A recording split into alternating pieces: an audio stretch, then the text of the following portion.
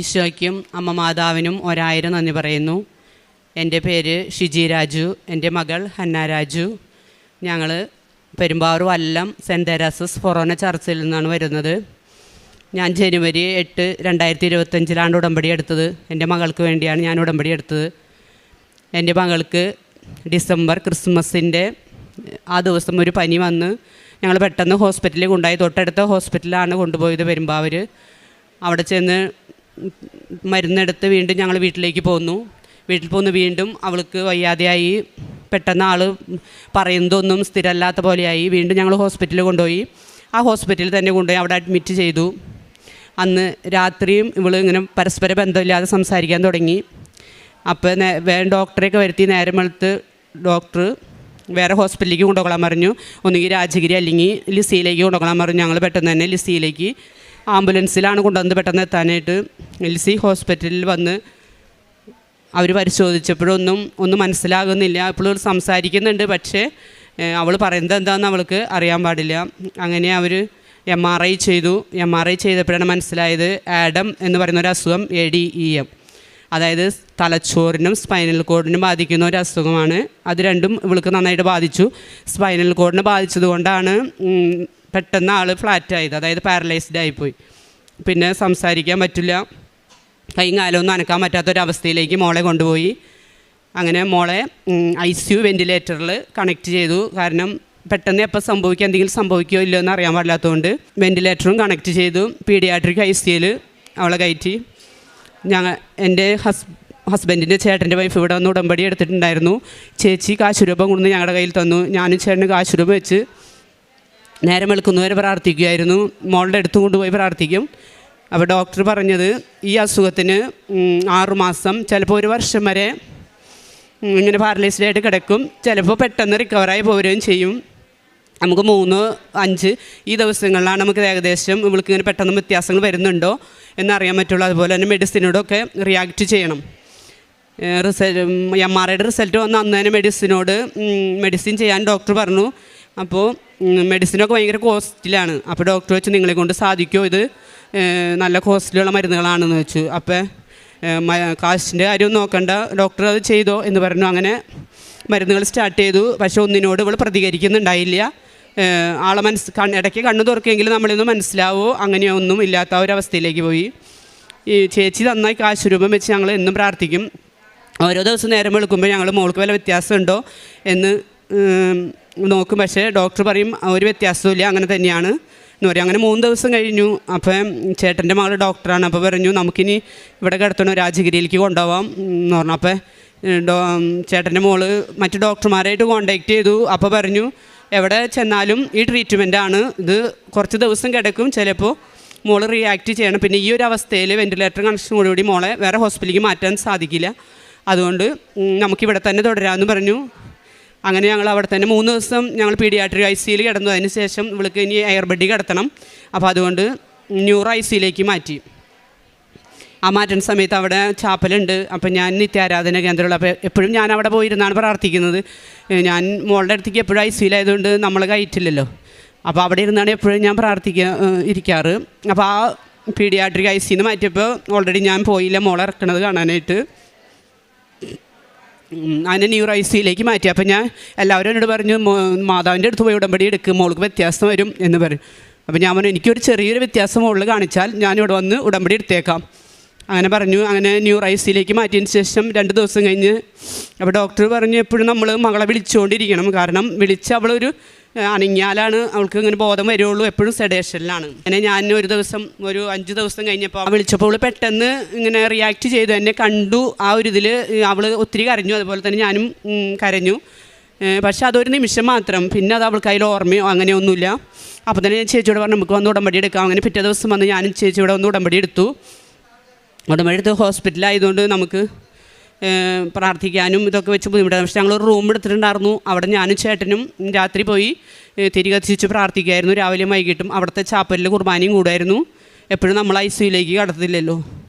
അപ്പോൾ ഒത്തിരി സിസ്റ്റേഴ്സും അച്ഛന്മാരും ഒക്കെ ഉണ്ട് അവിടെ, എപ്പോഴും മോളുടെ അടുത്ത് വന്ന് പ്രാർത്ഥിക്കും. പക്ഷേ അവരൊക്കെ തിരിച്ചു പോകുമ്പോൾ നമ്മളെ നോക്കാൻ പറ്റാത്തൊരവസ്ഥയായതുകൊണ്ട് അവർ പ്രാർത്ഥിച്ച് അങ്ങനെ പോകുമായിരുന്നു.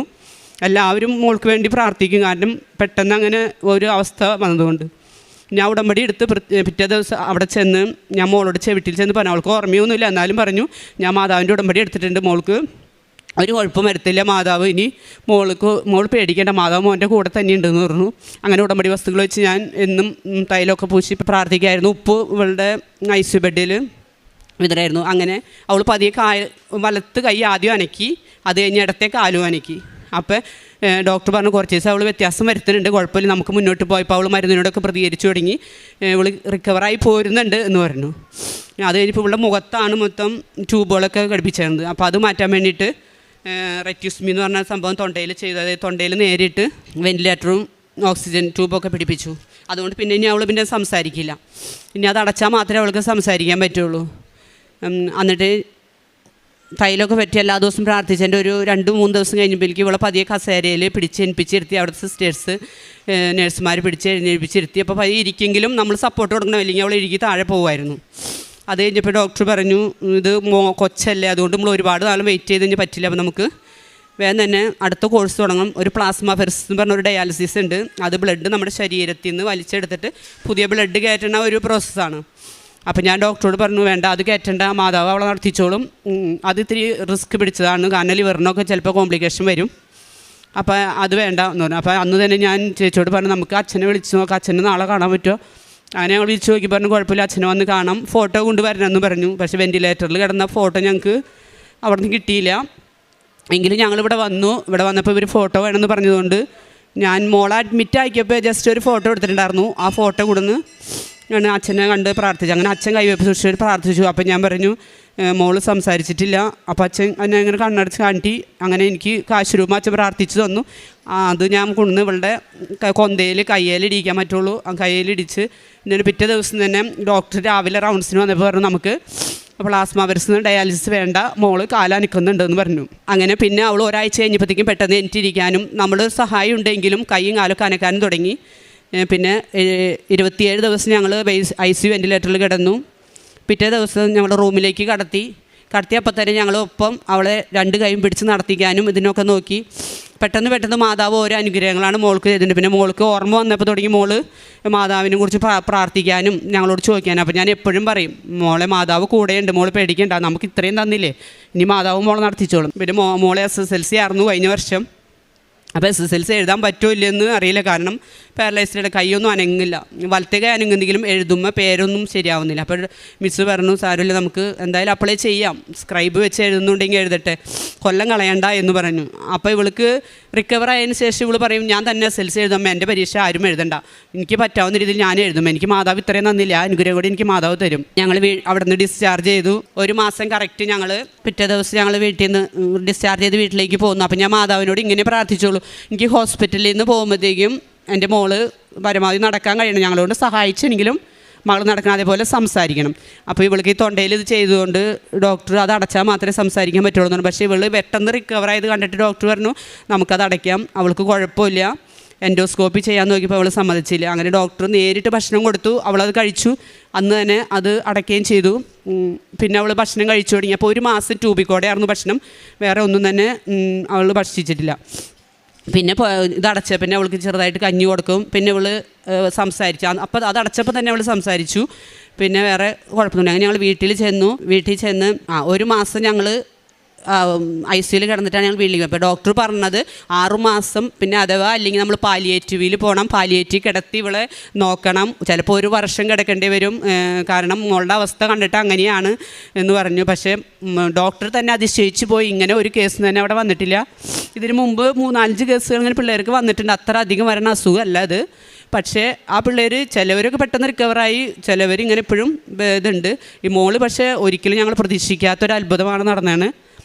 അങ്ങനെ പറഞ്ഞു. ഞങ്ങൾ വീട്ടിൽ വന്ന് മോൾക്ക് വേണ്ട എല്ലാ കാര്യങ്ങളും ചെയ്തു. ഞാൻ പതുക്കെ അവൾ തന്നെ റിക്കവറായി, അവൾ തന്നെ SSLC എഴുതാൻ അവൾ തന്നെ കൂടുതൽ എൻ്റർടൈൻമെൻറ്റ് ചെയ്ത് ടീച്ചർമാരും എല്ലാവരും വന്ന് സഹായിച്ച് അങ്ങനെ അവൾ SSLC എഴുതി. സ്ക്രൈബ് വെച്ചെങ്കിലും അവൾ സ്ക്രൈബിൻ്റെ ആവശ്യമില്ലാതെ തന്നെ SSLC എഴുതി. ആ കറക്റ്റ് ടൈമിങ്ങിന് തന്നെ എക്സാമൊക്കെ തീർത്തു. SSLC റിസൾട്ട് അവൾ നല്ല മാർക്കോട് പാസ്സായി. 3A+, 6A ഒരു B+ഓടുകൂടി മോൾ പാസ്സായി. ആരും ഒട്ടും പ്രതീക്ഷിച്ചതല്ല അങ്ങനെ മോൾ ഇത്രയും എഴുതുമെന്നൊന്നും പ്രതീക്ഷിച്ചില്ല. പക്ഷേ ഒത്തിരി അനുഗ്രഹമാണ് മാതാവ് ഞങ്ങൾക്ക് തന്നത്. എല്ലാ അനുഗ്രഹത്തിനും മാതാവിനും ഈശോയ്ക്ക് ഞങ്ങൾ ഒരുപാട് നന്ദി പറയുന്നത്. പിന്നെ പ്രേക്ഷിത പ്രവർത്തനമായിട്ട് ഇവിടുന്ന് പത്രം കൊണ്ടുപോകുമായിരുന്നു. അപ്പോൾ ഞാൻ പത്രം കൊടുക്കും, അപ്പോൾ ചേട്ടൻ കൊടുക്കുമെന്നൊന്നും എനിക്കറിയില്ല. എങ്കിലും പക്ഷേ ചേട്ടനും കൂടി എടുത്തുകൊണ്ട് പോയി. ഞങ്ങൾ രണ്ടുപേരും കൂടിയാണ് പത്രമൊക്കെ കൊണ്ടു കൊടുക്കാറ്.